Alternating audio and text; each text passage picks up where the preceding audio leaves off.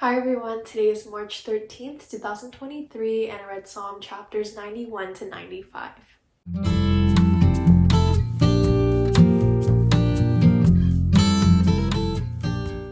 So I do want to dive right in, but for today I'm going to go kind of out of order and read the verses just the way that they stood out to me and the way they were organized in my head. So starting off, let's take a look at chapters 92 and 94. It says, "How great are your works, O Lord, your thoughts are very deep.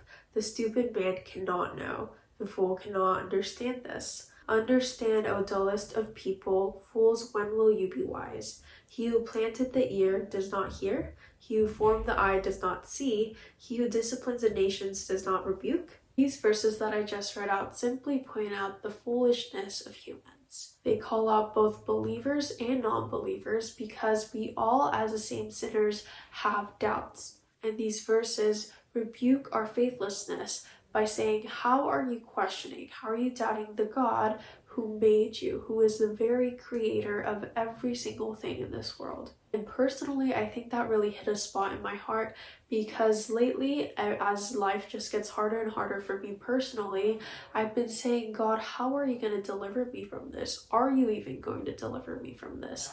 But through this word, God again reminds me that I should not be questioning God, but rather being thankful for this time of hardship that He's given me, because it's an opportunity for me to grow closer to Him through His word and my daily prayers. So some of you guys may be asking right now, so then how do I not doubt?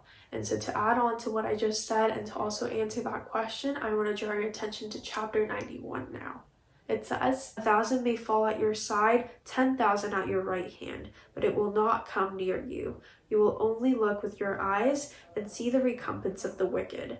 Because you have made the Lord your dwelling place, the Most High, who is my refuge, no evil shall be allowed to befall you, no plague come near your tent." Verses 7 and 8 reminded me of horses, and you know how when they're walking they have the blinds right next to their eyes.